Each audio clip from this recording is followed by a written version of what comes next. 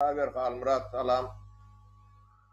Salamu aleyküm Saparağa, salamu aleyküm vatandaşlar. Salam Halmurat vatandaşlar salamu aleyküm. Buyur Halmurat. Saparağa, onu ilk baştan başlayalım sorsan şun adamla bilen bir gönü gepleşe girmelekenin de vatandaşlar bilen. Onunla bolmanır, bahvit bolsun. Yanak topunu birden başardan ok Halmurat. Yon gönü nemeti bara kennanin son täzelikli täze versiyasında rekorderlan üstülen çıkmalı programmalan üstülen. On bir kanak mut programmanı kaçad ettim olurum uğursuz bolu nokta. Satır alıp koyup öğün. Fırat Nemet mesela iki kanak çopona bir ağzat değil. Yaşlar yoktu olmamı mümkün oluyor. Doğru Saparağa. Onun içinde bu yeme funksiyonu var da gönül yeme diyen. Şimdi kameranı açan nokta. Keyfin geliyor yeme diye onun kameranı yemeden nokta. Gönül translatsa göre nokta. Rekorderlan üstülen gidiyor. Şimdi şu akşamda öğrenip demetmeli ertire yetiştirip bildik. O yaşlı bilyanı oldu. Bir de kömür ettin. Yine ekrana karrı çopon. O bırdatlar edecek oluyor. Onu bu da antat derken. Yok, nereden ansat bolsun? Sen interden berekella katken zat bilyan Saparağa.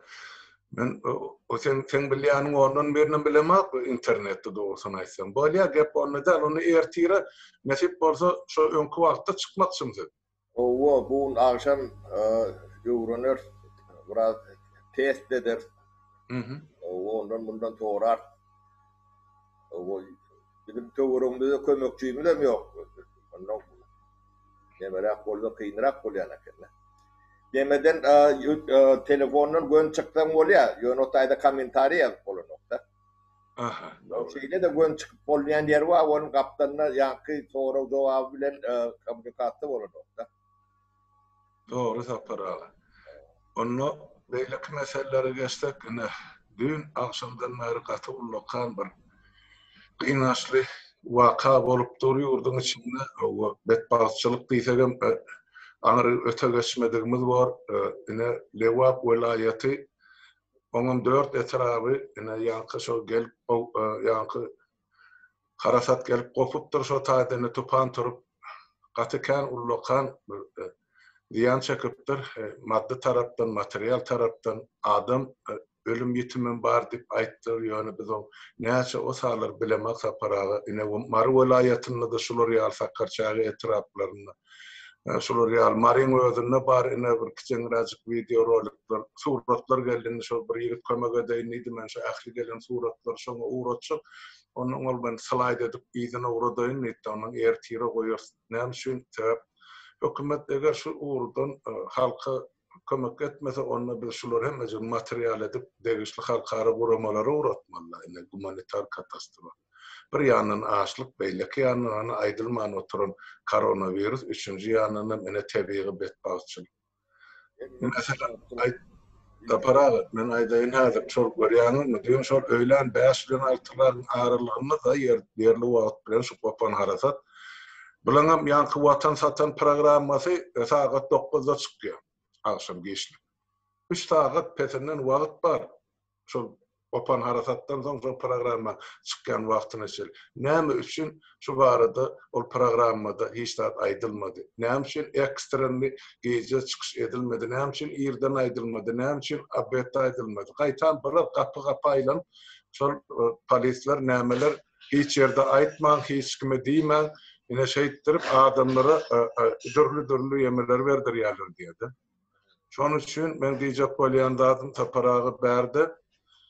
Görýäňizmi, ne welayet hakimi var, ne de bir etraf hakimleri var, ne yerli hakimet var, ne MÇY'siň adamları var. Ana görüp oturýarsyňyz bunun weýrançylykları. Hiç kimin hiç zat bilen işi yok.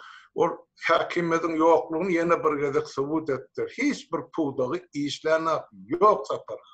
Halk hana aç, yalana sığarlı. Yine de doğula düşüptürler, o sarı näme Tajikistan'a köörün bendi ýarlypdyr diýip millet doğula düşüp hana bayırlan ýüzüne tapanca eşigi bilen çıkıp anı durlar aklisi. İdine gaýdyp bilmän obalarına.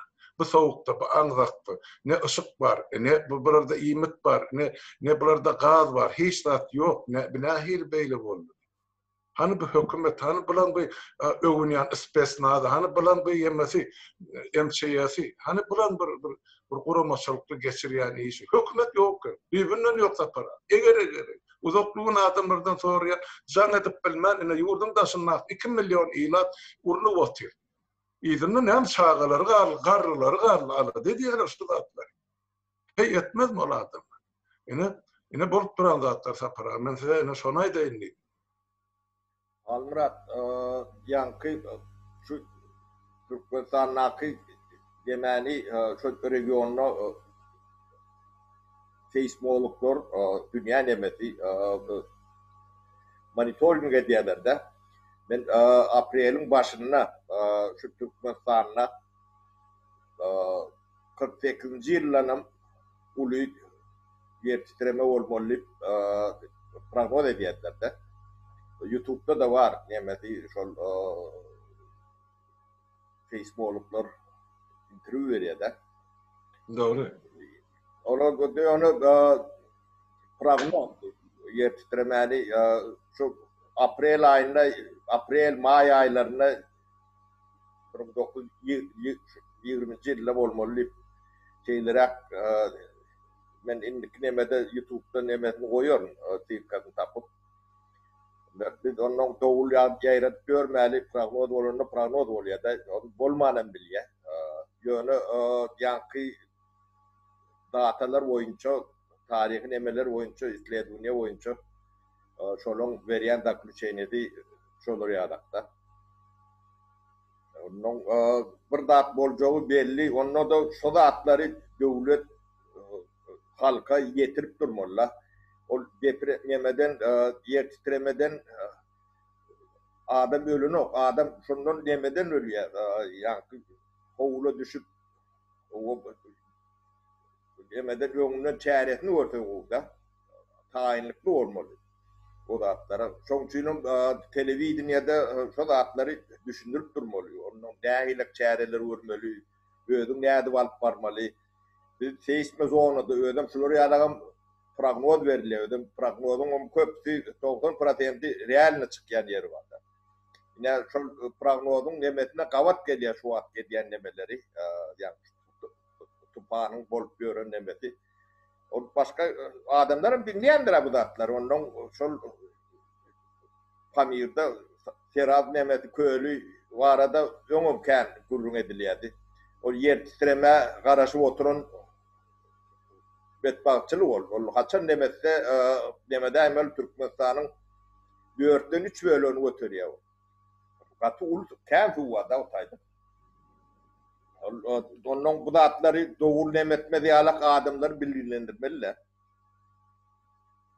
Biz yani şu doğula düşmesin deyip o arada gurrum edem doktor. Yönü tarihleri ne kavat geliyor da. O televizyonda şu datların olmasın. Yönü o datların hem mecetin yönünden adamları yankı bilgili ediliyor da. Bir adamini halafetten kovda. Bir tevivat, betbağçılık kol bir ulu beşverde gelse Huday da akladın. Onu da yeni bilgili olsa yetkin adırak oluyor da. O datlar bilen işi yok. Bizim demelerimiz başka dat bilen. Bunun huyu fikri, o maksatları gaytam yankı şu oku utorp gelen oğlanlar var. O son klasta. Şoları arma alyalar diye şu var. Doğrudur. O konstitusyon düğünün kanuna kabat gelen o. Onu okunu tortman arma almak bolun o. Kanuna yazılı, konstitusyon yazılı. Oğlum o çağlar onu bilimsiz kalmalı. Elatsız, zatsız. Bu yani soğutsuzluğun uğruna ne hilek yıkkın ediyen o yemeği olsa şonu 2 eller, 3 eller yıkkın ediyorlar da. Hem şu may prediğimine şu at alt yemek bölür diye. Yok, zaten öten yılım şeyle oldu. Anı men yeğenim oğullarım öten yıl çağırıldı. Mektep butar elinde diplomunu almaka, atestadını almaka, ana kulluk alıp gitti. O kullukta da bulur, ağaç yalanaç, o tayda da bu iyidirlat yok, bu ne için bediyeler ki? Onun eline yara ama verilen o. Yok. Ağaç tüpönlü. Bu işi uyucu divalyalar ya yeni bir şunun alak mı bulun kellelerine de hem madı Halmurat bana düşünüp bile bak bana gurrun oryalar olmayan yönü Mart'tan elin adam yalak yani dinlemde böyle olmaz diyen anlatamam böyle onun yönü hakikat şey diyorlar. Doğru sapar. Yine şu bedbahtçılığın bir birinin üstüne bu da atlar. Bunu bulur. Bana Halmurat bilmedim. Yahile adamlar bulur. Söz yok aytmağı, menne de söz yok sapar abi. Seyret, neymi bir prezident deyip oturan ola adam neymi dilinin kreifleyem ka, neymi için ol çıkıp aydana halkı. Şuloryal yağday oldu. Biz yine şuloryal iyi işleri amal edip otur. Ya biz şuloryal iyi işi berza edecek. Doğru düşman adamı. Kömek var ya kömek geldi. Kılan minister var gitti üstüne otur. Ya gitti hani. Oğlu hani şotaydı yine. Kuruluşuk materyaller var da minister. Gittim şotaydı işlemeli şu. Milletin terit kokoşelerdeki zalim üstüne üşök yok. Oğlular yıkılıp yatı kerpiç dergüde aklisi bir vuruştu. Millet ne yapıp yaşamalı? Gaz yok, ışık yok. Gecelerine soğuğa oturuyorum. Halburak şu bilgi, neyim şu halkı bilgilendiren nokta. Neyim şu halkı informasyon veren nokta. Şu da attığın da bunlar yani öğleri Gov kastum, gov koynuk, gov altuklu televizyonda çıkan son o hem medat güdü gol yandırıyor diye. İksanlarına aydım ayttım. Ben Halmurat katı hayran, şeyle bir hayran olun o. Bulur bilmedim Halmurat. Bu halkın üstünden yönü iyiden bir hubbat bulur. Şu da para hani suratlarda görünüptü. Or millet ozalım iyidir zaylarda yaşana hani hıttık zaylar şu Sovet zamanından kalan zaylar. Onun hemmesinin uçağını alıp gidip yıldız görünüyor zay için. Bir topar yerde görkülüp durdu. Çağalar ızanla çoğan ezelerinin ucağını kazasıp bura nemetçeğini bilme. Millet panikadı doğrudan düşüptürler. Bayrın yüzünden adamları gördün de yenileşikli dur. Su verse bilin akıtmasın diyen yar özün halas etme o taktik. Yansız ayıttığını da sanat çok köylü mesela bent yarılsa ne emorcu. O millet bilen o Türkmenistan'a gelen o tolkunun beyikliği 20 metre varmalı pesinden. Levap'ta 20 metre pesinden tabar kakazadı dışarı direyense sonra 10 metre gelmiyor. Ne yapıp taydan millet halas olsun. Yönü bağır olsa bağır hükümet ayıp evakuasyon etmeli. Kıssalıyadı. Yok olsa yok deyip öğüler var. Şu çerçevede otursun devletin prezidenti olayan varsa halkın içinde. Ona kepili devletin. Ne için o taydaşlı vattı diyor. O çerçevede çok diyemez. Çerçevede diyen o Tacikistan'da Sarat Köylü'nün yanına onu kontrolü dediğin kurumu vardır. Şoları bilen devamlı temasda kontakta olmalı. Elbette. O bağ mı yok mu, neyle bollu mu, bolmadı mı? Halkı bilgiletmeli, dünyanın bilgiletmeli. Yok, yok deyinler. Halk neticede bir yerde yatıp durmalı. Doğru ana adamla bayram yüzünde korkuyorlar, öyle girmiyor. O vakaytma korkuyorlar. Böyle bir gün otur, iki gün otur. O soğuklama derse adamlara ne olacak? Yine de adamların işi otur. Oğlum şu mahalle vakıdır, şu kritik region, o ahli karantinlerin şu tayda saklanıyor. Koronavirüs. Bunların hemmesi bir yerine bir topakta dur bütün millet. Nahil belli oluyor. Ben hiç düşünüp bilemem. Edip görün işi hükümet. Bu nahil bir halkı beter habarsız koyarlar. Yurdun daşına akılır urnu otu ne çen bilme. İdinne galyp çağalar var, en atası var. Adam 2 milyon halk daşına. Bulon ediyani şu interneti kesip, o payını kesip, o şeydi şu bilgi taşına çıkmasa o tayda kovu olan fikirde olmalı la bulon yap demedik görün. Mena düşünmedim zapara. Asla bize hükümet yok kana diyeyim. Yok. Devlet yok. O yaka bu sihin nemelerde değil yönü normal nemede de yok. O şular yar bir ekstrem yağdıydı. Buyruk verirsen inni o ağzının olur görülür diğer ayıpedin bas terkerdemiz neyemiz. Sen ber buyruk gitsin ben yankı ministra baron korumak ministrin efri koşunun altında çarjavun bütün velayetin köşelerin arasındasın adamları turbasını çekip versin simini üst olmasını bir halas etmeli adamlar. Niye yaşamalı? Bayra çıkıptır dur millet şu tacını seyredip näçe sagat durmaly olur. Bir gün yarım gün bular buyup ölse nahil boljak o taýda kesellese näme boljak? Bulan dermanam ýok, bulan keselhanasam ýok diýdir. Barın ýerinde de pullyp elini serip durlar. Millet nämeden tölesin olur? Ýere de zatlar ýok. Habar geldi dün gece şol şu taýda ýaky ışıklar öçenli tahta bazarda o sizin doğan ýerlerinizde ana adamlar gelip şu devletin dükkanını yarıp içine girip ahli şu produktdan alıp gidipdir. Nämesin ýere zatlar bolmasyn. Indi şo derece geldi, şo gyrgynçylyga barýar ahir şol aşlygyň başlanyjy şu, edenetliginiň başlanyjy da bar. Ular gitdigiçe de ýemäni ýanky gaýrap duran gagazanyň howasy çykmadaýalar, gapyşdyrýarlar da ýapyşdyrýarlar. Bu ingoň ýarylmaly bir hal Murat bulan çäresi ýok başga. Men adamlara näet gowulluk berjelmem bilemem. Men söz tapamak aýtma.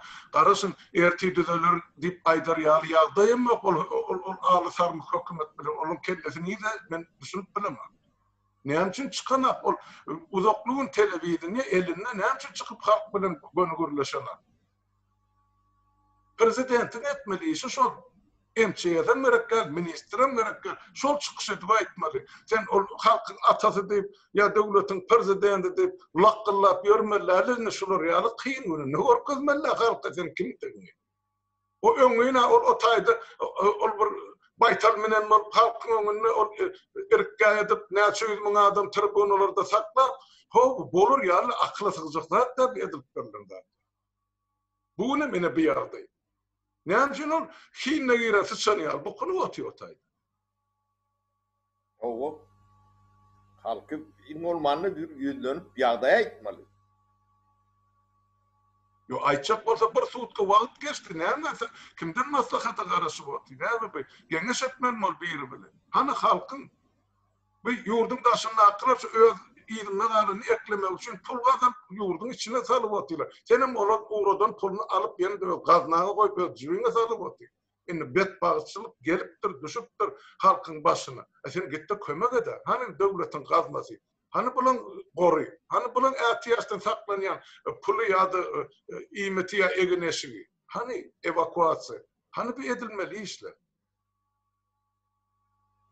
Özüm seismik raýonyna ýerleşen Türkmenistan. Bu ne çarjydy? Yer titremesin o taýda tektonik plita ýokda. Aşgabatda bar, marada emede Nevitdağda, Gumdağda bolup bilen. Ýöne suw asyp dur, ýagyn ýagyp dur, içöklerini hani goýup dur millet. Görünüp duran fakta. Gaýtam öýüne alam, hani şol hiç ýere uğratmaň, surat almaň, düşürmäň, daşary ýurda uğratmaň diýip ol adamlary beýle baýlanyp görürdi. Yani doğru kesittirler şu an çerce ulen deme yok. Tüyad yok. Telefonum işlem demeden oklar yaptırlar. İnternetten hem medad yaptırlar. Bilýän adamlar maňa çaňaty boty halmra da sizde habar ýokmy näme bolup bitdi. Ya o bana da çaňatdylar.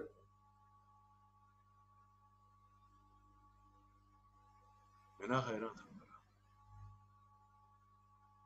Biz iqtisadiyet bu arada gurur geçecektik bu hal Murat. Bu da atlar vakan Yok. adamın yadına. Elim derzekka näde betjek on bolup oturuşuny görende mene näme edip näme goýup berenmen bilemek dün akşamdan beri gaharyma. Hey beýlede bir geleňsizlik bor. Ay ho bütün millet ayağa kalkıp mal kömege gitmeli. 4 vilayetden ählisi üçin. Fakat 8. yıl Aşgabat'ta yer titren bütün Sovyet Soýuzynyň gelip işler diketdiler aşu şäheri. Ha? Ondan alırdılar. Hem için öz vilayetine kömek edemek ben düşünü bilmem. Öz rayetine kömek edemek. Şu hal Murat yeke ol demesi değil şu kellesinde de bir zat bağ olayma hal Murat. Bir zatda kellesi hanlap duran boş kuyla bolman. Mene şey deyip bir zat bar adamda bir işleyen bolsa işler de şular ýalydy. Ne olmalı? Olmadı yani çağan akıllı yetecek zatlar aslında. Hawa. Yani onu yankı neme tiyatrın dekoratlı tiyala edip ulanıp ölür mü kendinden ben? Mümkün. Dekoratlı işlerdi. Türkmenistan'ın şu dekoratlıdan başka yani göçme dekoratlı, göçme tiyatro yalak da. Şu dekoratlısı bilen yani tanti, ati, nemesi bilen şey aylanıyor bir yurdun için. Dine dekoratlı başka da benim hareket görümü da. Eger. Ne pullar var arada ne çok gurrun ettik de. Şu adam çıkıp bu diyara pul. Hawa. Ana bana da uğrattılar. O hakiki böyle o Türkmenistan'ın ekonomikasını erti ne yapacak? O daşından yeni de şu pulları içine intervent ettiler ne yapacak? O tak ne için çıkıyor? Kim çıkarıyor? Ne için çıkarıyor? Sizin yurdundan adam çıkıp bile ne o konteynerler pul ne edip çıkıyor? Doğru. Ha? Hakiki olur. O diyeme o lokal bir prestüpleniyor.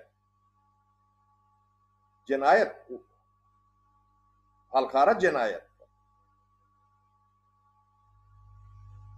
O pullon sani yönü sanardan hem deme konteyner. O gördüm bana da uğrattılar. Yani soğuk çıkarılan. Neyme maksat bilen o tücari manasında da düşünüyor yalak derler. Bak bir sorun Türkmen puluyla neyle bir set oluyor onu düşünüp bilen yok ben de. O dipadiyalar için eyleki o ondan o Türkmenistan'da işleyen firma satıyorlar diye şu aylığını verir yalak Türkmenleri. O da ne yapacak? On çok konteynerler pul etmek için o Türkmenistan'ın hem yerini kuruluşu etmeli.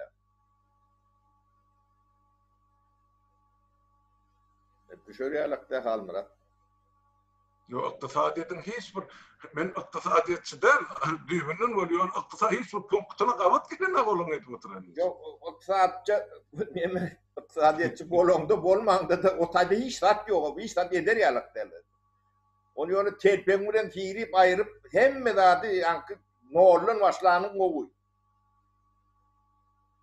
O pulomini yankı şuları gitse o puluna büyük götürüyor. Veya o konteyner taşında gelip görün pul bilen bu Türkmenistan'ın içinin yankı pul sistemasını dolandırıp oluyor abi. O 93. yıla gelir yadınıza düşen o öğüt pulunu çıkarman o yani Orta Rubun ullarının niyaz o Moskva'dan vagorlap o Sovyet rubullarının gerçeği. Evet şonu getiriyorlar. O. Çok aytalanacak. Yani şu yıkılacağını bilip şular yalak diverse diyorlar. Bizden tonku erenlerim şunu düzeltip bilmesin inen şeylere. Hak görün. Bunlar o şu yıkılacağını biliyor. Ve şu niye mi hostarları bizden kovuyorlar. Şunun için alın alıyor. Çıkart yetişimiyle ne yapıyor çıkart. Bunlar dine dekoratsı yalak yani tiyatrın dekoratsı şol yani kastım edip stol oturup diyorlar. Video diyorlar böyle murlan yok deyip dururlar derim tamam. Ana var demesi şol devletin dolandırışı şol dekoratsı. Onu mine şu yankı bedbahtçılıklar tuğu dedi oturuyor. Halmurat mene katı hayran var yankı akıllı değerli. Ben akılsız adam olmalarını şu tayda bir dayhan oturan oldu. Tuğu dayhan. Hiç tadı yok böyle. Çoğum canı yani o hani adamlar bırdat edelim bunu doğru düşmeyen yağda şeyle deyip televizyon onu çıkıp durur eder evet. Çağa değil, çağa değilden he? Yok. Ne? Benim yağdayımız Halmurattı. Şumar bir sutkadan köp wagt geçdi şu hadisan yüz verin. Hazır bugün neçeli devletin prezidentinin mesela tabir cevap veren son minister MCS'ine çelli. Eğer yerden ses çıkar bulardan ses çıkana milletin doğurlu. İn şumar köşede galan millet näme etmek tok yok, su yok, imet yok. Ellerine bir topar ine gözmon çıkar çağırlar. Bir ne ertire dangına tırmak döneme gece yatmadı. Yönü başka etmesi abi. O 2 elle, 3 elle ediyorlar da. Ne çağaları yankı 10 klas kurtarmadık çağaları armiyat görür de. O tayda bir yerini tıptırmanı alıp biliyorlar. Evet. O çağacıkların toğusuz koyuyorlar. Geleceğine de hünersiz, el diplomsuz, o bilimsiz o gururlar yerti ne edip yaşamalı? Onu dağı o kelletine ağırlayan adam yok. Absolut. Yani soru yanaklı adı bunlar 2 elle ne diyorlar halbuki. Dasın o kakkelleri de iş veren aklı. Sen atstadın tezeden şu Türkmenistan'ın kanuna layıklıkta tezeden egzamin vermeli, subut etmeli. Ay ho sen o tayda bilim bir sisteman var mı o subut eder ya? Halmurat Mene bilmedim tapara. Şu gidip gelmek oblast merkezine 400 kilometre da şu neyadık gidip gelen bilemek. Yol boyu kellem göçtü sularlar görüp geçtik. Yol boyu adamın yazıyanlar. Bolur yerler tapara yazılyanlar. Meni entağım koyum aklı zaten. Milleti doğru düşürmeyin. Bolur yerler. Eğer bir nahil bir nizdi yaşak görünük.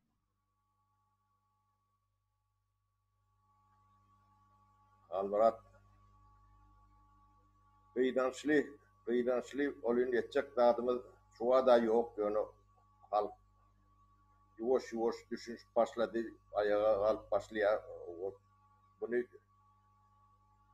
halk olup bunu düzeltmese bu katulu katastrofan üstünden bariyat da yani. Yo bardığım ne için bariyat? Hani katastrofu da millet köşede kaldı. Devletin başlanmıyor. Marwa vilayetini bilecekler ne derecede dedi. O tayda da iyidir zaten. Hani cahiller yıkılışıp yattı köşeler. O tayda mı iyidirler? Marada yetiptir mi bu yank tuğru? O Sakarça, Marin özünde var hani ben koydum 2 sanıklı iflacık rolü. Marin özünde hani köşede merkezde hani bir topar yıkılıp yatan cahiller yemesi. Üçökleri yere düşen köşedeki bağlar yıkılıp yatan var. Yine var. Oluyor birce burçunu arttırırlar da. Ne derecede, ne sebebet bazısı.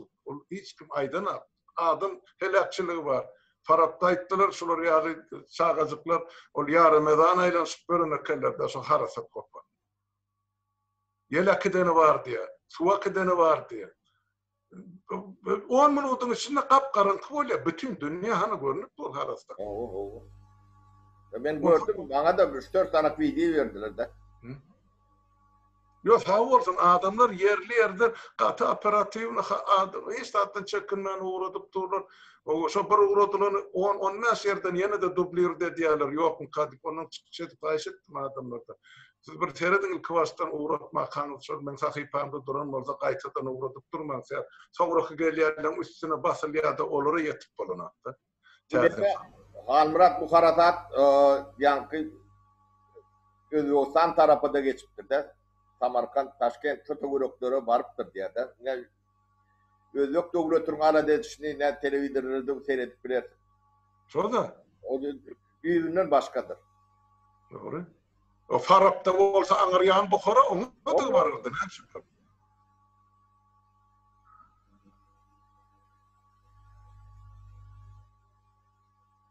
Indi biz näde halka biz gowurluk bermeli, para biz näme maslahat bermeli. Olar bize serede wagty ýaşullar näme diýerkä, näme derkä dip.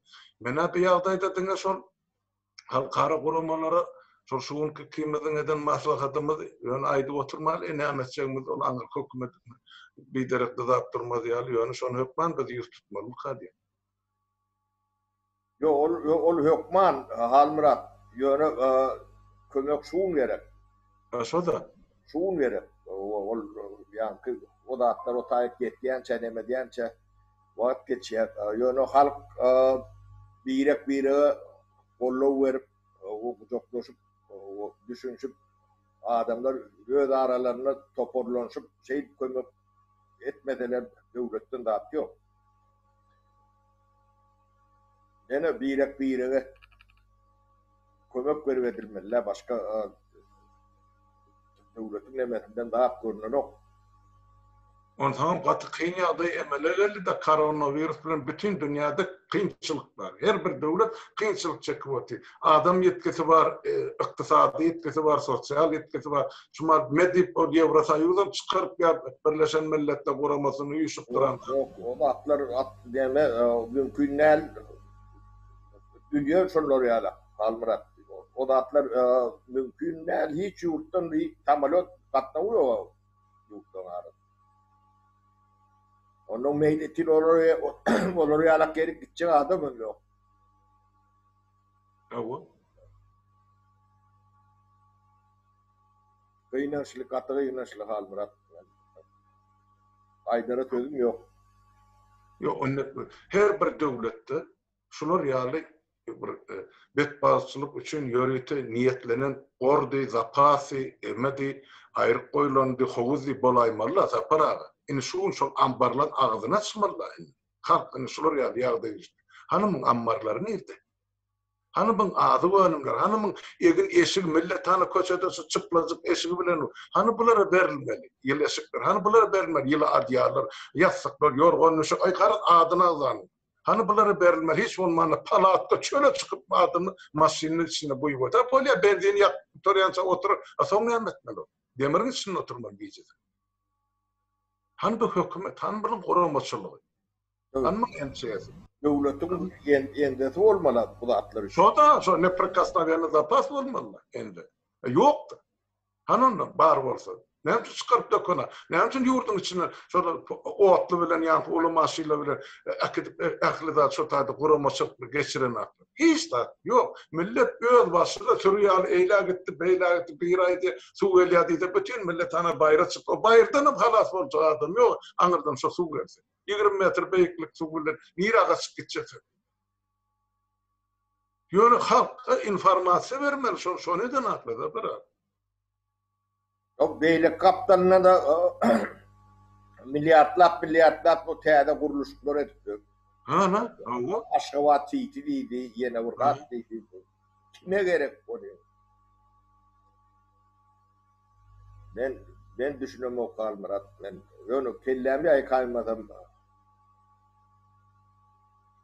Ona da bardatlar etmeli, para beýtip kalıp kalsa ine ertiğine ulukan gargınçılık bolacak, açlık, susuzluk bolsa bu ýagdaýda millet nämesin daşyny aklarym şuma ýurda bar hosarlyk eden ise de özüm kapylarym ýurdun içine girip bilen. Ha baraýyny näme kolmak etsin ol aç döwletde. Ola bilen bile oturup açlyk çekmesi nämesin bilen.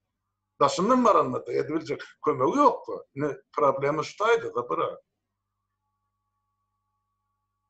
Mena sen bilen maslahat etmesen başa adam yok. Kime bu terörü tutan ya obesiya olur mu aydır bizim problemimiz ya da sizin devletinizin eldesi nerede deyip soracaklar. Birinci navbatta. Her bir devletin eldesi olmalı. Şu ihtiyaç koyun imeti eşiği hemme zaten. Hani Türkmenistan'ın eldesi.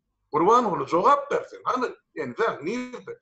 Hani Asyalanız ikinci bu tuğda gitti şuma. Vakit. Şimdi şu 26-27 saat boldu da geçti şu kopan harasattan sonra. Hangi hükümet? Bu Kızılay'ı olmalı. Hava? Hava. MTS'i olmalı. Eğer YouTube çok bolsa Avrupa. MTS'i olmalı.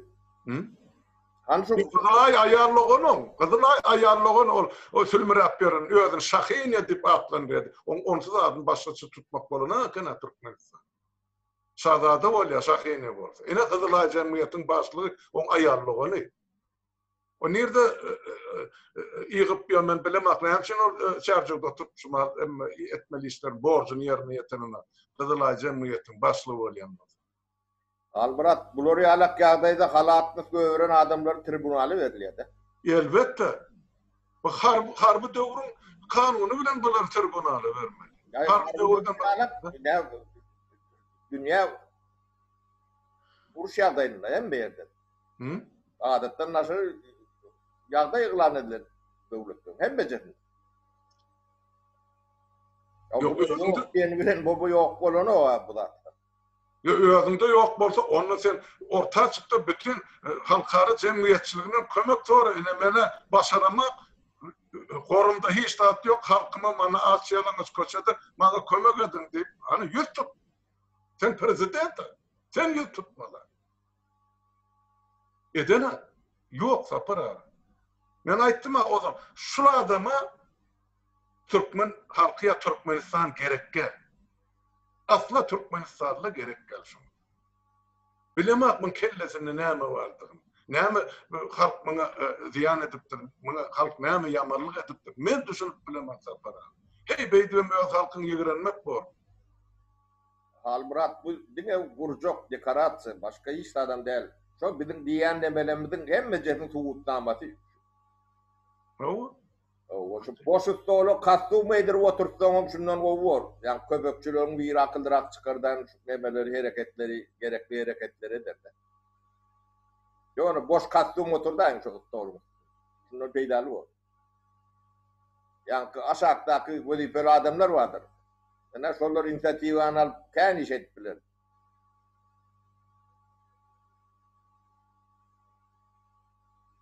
Gördün hala 24'ünü ol bir ulu idealı ol ağıp dönüp ol atın üstünde mınan kızıllan sayıp ben atıp edatırlar. Hayır honun mersi olan ol ay ho tapara daşından göründü utanyan o beyleki devlette näme fikir eder bizim devletimiz var. Tövbe estağfurullah. Bu zatlarım görçek ekan. Yaşap görsen. Hem gülkünç hem kıynaşlı. Ha yok. Şu ortalar ayda hem pasiyent şustoy palatı deyip. Şu palata da yeteri alakta imkanyen ben Almurat. Bolya Almurat bunu demedeli o düşün. Bolya ustada değeren oturmayın. Gayrat edin o bir kömür edip şey çıkmasanız başka alat yok. Devletten bize kömür gelmeyeceği görüntü da. Doğru. Bir adamın kömeğiyle biz olacaklar. Bunu bütün millet halk yapışmalı. Kömüğüne değmezsek Almurat biz şu teritoriyadan çıkıp bilen yarım tutsa o. O da. Yetip bilecek adam da yok. Hem ekşem jurnalık. Bir yerde karantin otuyor bari jurnalı. Yani dilimizi urlayamada başka yetip bilecek adam da yok. Yok pul uğradayın neyse o tartışmalı pul alanaklı. O puluna molar alır. Almurat. Soda. O da soda. Bir yani dasımla akılları yeterçekkâni kömök etmesek, şunun yurdun içinde ne adıp kömök edeylemedi. Tanı ben şunu suyuranıp gittim de Ablasmay merkezi, şol hata basma açık kayıttım da parası. Yani, ne adıp bir yardaydı seyret, bana söz yoksa para. Böyle onu adamlar, yaşıdılerde olaydın, belki geçtiği olsun, hiç olmayana bir ölüm yetimsiz olsa da sonu da varlık, hükümetten derek yok. Hiç olmayana sol köşede, çumal çöllük alan adamları ne adıp kömek etmeli. Biz indi daşına can edilem olurdu, maslahat verip olacak yani. Demet viyadi yapıptırlar. Ha soda. Öyle. Hani? O berde kahar edenin peydası yok. Ne adıp olur sen sözünü açacak. Bolya Almurat. Boranla. Vicdanı rahat eden tapara erti haberlaşarsa Doğru. Benim onu şöyle otaydan betaydan informasyon yığınayım. Doğru. Nahil vali. Adamlar sağ olun. Gayrat edin. Sağ olun. Tamam. Men hazır o sahip andana benim adamlarının baş olmak kurulacak. Onun menen bitip biraz din çalmasam